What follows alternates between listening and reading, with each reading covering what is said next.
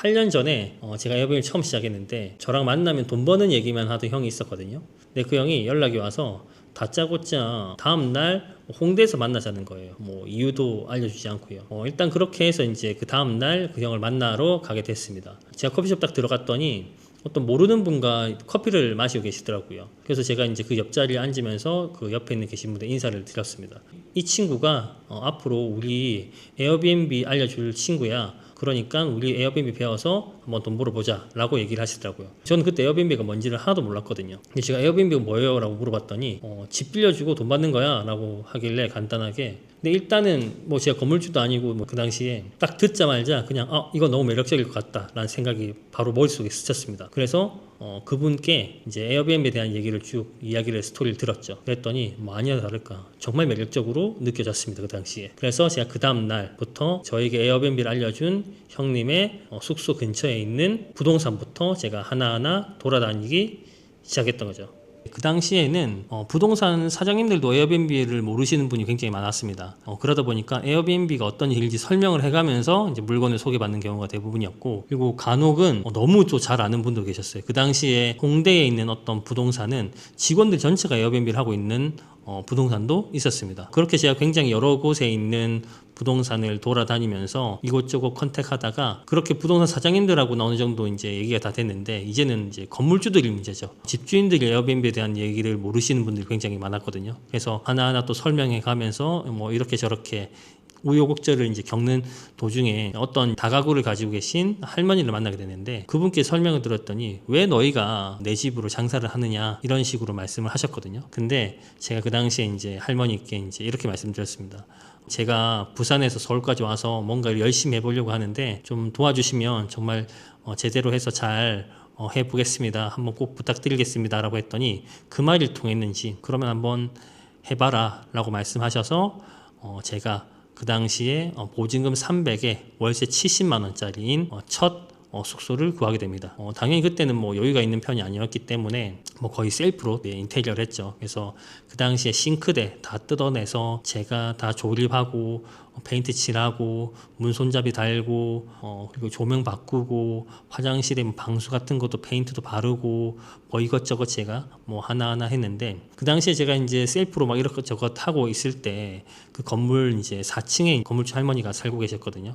근데 매일 3시간에 한 번씩 내려오셔가지고 제가 이제 인테리어 하는 거를 보시면서 이거는 손대면 안 된다, 이거는 이렇게 되면 안 된다, 저건 저렇게 되면 안 된다, 굉장히 저를 힘들게 하셨거든요. 제가 집기 세팅까지 다 하고 할머니가 내려오셨을 때 딱 첫 마디가 총각이 너무 손재주가 좋아가지고 집이 너무 이뻐졌다고 하면서 너무 좋아하셨어요. 그러면서 하시는 말씀이 3층에 있는 집이 나가는데 총각이 해보라고 그런 식으로 이제 얘기를 하시더라고요. 어떻게 보면 제가 거기에 있는 숙소 하나를 시작해서 다가구를 전체를 다 할 수 있는 계기가 되었죠. 저에게 굉장히 운이 좋은 케이스였어요. 뭐 당연히 추가적으로 늘려볼 생각이 있었긴 했지만 그렇게 빠르게 늘려볼 수 있는 생각은 하지 않았을 건데, 그래서 제가 그 당시에 뭐 에어비앤비 전도사가 됐었죠. 주위에 이제 에어비앤비 하자고 얘기를 다 해 다니면서 그 건물에 있는 숙소가 나올 때마다 하나하나씩 해 나가면서 결국에는 그 다가구 전체를 할 수 있었던 계기가 되었습니다. 그리고 제가 이제 그 숙소를 처음 오픈해서 첫날에 매출이 82만 원이 나왔거든요. 보증금 300에 70인 숙소에 첫날에 82만 원의 매출이 올라온 걸 보고 확신했습니다. 와, 진짜 이거 무조건 된다 라고 생각했기 때문에 더 늘려나갈 생각도 하면서 재밌게 사업을 하게 되었죠. 근데 여기서 솔직히 하나 말씀드리면 8년 전에는 이제 뭐 보증금 300이나 뭐 500 이런 것들이 꽤나 많이 있었어요. 그리고 어떻게 그냥 오픈만 하면 뭐 다 잘 됐거든요. 특히나 서울 같은 경우는 워낙 수요가 많은 곳이기도 했고, 뭐 홍대 같은 경우도 그때 아무리 뭐 에어비앤비 숙소가 점점 생긴다 하더라도 저희가 오픈을 하면 대부분 거의 뭐 부킹률 뭐 95% 이상 항상 채웠습니다. 근데 지금은 워낙 에어비앤비 관심이 많고 좀 과열되는 부분이 있다 보니까 지금은 그런 식으로 해서는 진행할 수 없죠. 그리고 망하는 지름길이 될 수 있습니다. 지금은 타겟도 정확해야 되고 구성도 어떻게 돼야 될지 정확해야 돼요. 그리고 이제 스타일링이나 이런 여러 가지들 구성들이 하나하나 계획적으로 들어가야 돼요. 왜 그러냐면 저도 이제 지금까지 컨설팅을 계속 하고 있고 컨설팅을 해드리는 분들도 있고 제 조언만 받고 하시는 분들이 있는데 당연히 컨설팅 해드리는 분들 같은 경우는 그 구조에 맞게 잘 진행하시지만 그냥 제 조언만 받고 이야기를 하시는 분들 중에 특히나 지인들 같은 중에는 시작하고 뭐 3달 동안도 오픈 못하는 걸 본 적이 있습니다. 그리고 나중에 SOS를 요청하셔가지고 제가 빨리 오픈시켜서 진행했던 경험도 있고요.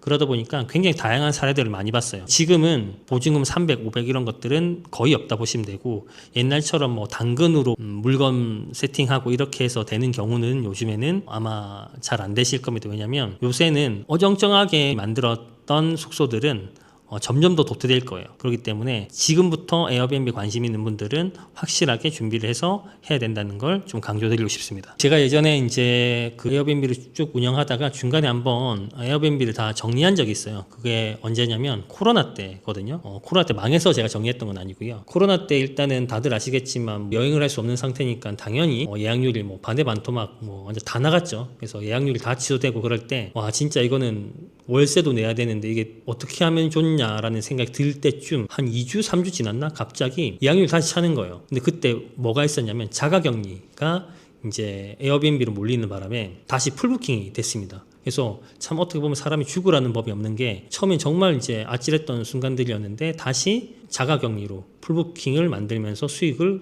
탄탄하게 해 나갈 수 있었죠. 에어비앤비가 정말 좋은 것 중에 하나가 뭐냐면 에어비앤비는 게스트가 들어오면 그 다음날 바로 들어옵니다, 돈이. 그렇기 때문에 어떻게 보면 뭐 매달 기다려서 한 달에 한 번씩 들어오는 게 아니고 게스트가 들어오고 난 체크인한 다음 날 통장에 돈이 들어오기 때문에 현금 흐름이 엄청 좋습니다. 그러다 보니까 기존의 사업들보다는 현금 유동성이 훨씬 좋다 보니까 빠르게 재밌게 좀 할 수 있는 게 장점이죠. 그래서 제가 특히나 직장인들을 굉장히 말씀 많이 드리고 주부나 은퇴자분들께 꼭 추천드리는 사업이 이 에어비앤비 사업이에요. 직장인들 중에는 이제 퇴근하고 부업을 하는 경우들도 간혹 있는데 내가 직장에서 엄청 힘든 과정을 거치고 또 부업을 뭘 하려고 한다 하면 굉장히 지치기 마련입니다. 근데 에어비앤비는 처음 세팅할 때 좀 시간이 걸리긴 하지만 세팅하고 난 다음에는 정말 하루에 몇 분 안 걸리게 운영이 가능해요. 특히나 요즘은 에어비앤비 시스템 자체에서 자동화 내용들이 너무 잘 되어 있기 때문에 정말 운영하는 데는 하나도 문제가 없습니다. 저는 지금은 서울에 있고 부산도 왔다 갔다 하지만 저의 주력적인 호스텔과 에어비앤비는 다 부산에 있습니다. 근데 서울에 있으면서도 충분히 관리가 되는 부분이 있기 때문에 저 또한 이 부분에 대해서는 충분히 매력 있다라고 말씀드릴 수 있죠. 처음에 다양한 자영업들을 생각하시는 경우들 많은데 돈이 갑자기 많이 들어가는 것들은 부담스러울 수 있지 않습니까? 하지만 에어비앤비는 소액으로도 시작할 수 있고 특히나 직장인들도 주부들도 그리고 은퇴자분들도 에어비앤비를 추천한 부분에서는 꼭 이 부분이 있습니다. 현금 흐름을 만들 수 있는 부분에서는 크게 장점이 있는 거죠. 그래서 그 답이 저는 에어비앤비라고 확신합니다. 저도 돈 버는 거 관심 진짜 많아가지고 블로그도 해보고 온라인 판매 관련된 것들도 해보고 여러 가지들을 해보려고 굉장히 많이 노력을 했었거든요. 근데 당연히 제가 그 성향과 안 맞는 것도 있었고 노력을 못해서 했던 것들도 있긴 한데 에어비앤비는 그 시작이 좀 달랐던 것 같아요. 딱 하는 순간 이거는 되겠다라는 확신이 올 정도로 다른 사업들과는 확연한 차이들이 있었습니다. 여러분들도 부업에 대한 관심이 많으신 분도 많고 내가 추가적으로 현금 흐름 만들고 싶은 분들이 많으실 텐데 에어비앤비 관심 있게 생각해서 시작해 보신다라고 하면 정말 매력적인 사업 중에 하나니까 지금도 늦지 않았습니다. 많은 사람들이 관심은 가지고 있지만 제대로 준비하고 집중해서 운영한다면 여러분도 확실하게 현금 흐름을 만들 수 있는 분들이 되실 겁니다. 제가 오늘 이런 여러 가지 얘기들을 이제 전달 드렸는데 혹시 궁금한 점이 있다라고 하면 댓글 남겨주시고 구독과 좋아요를 눌러주시면 앞으로 영상을 만드는데 큰 힘이 될 것 같습니다. 감사합니다.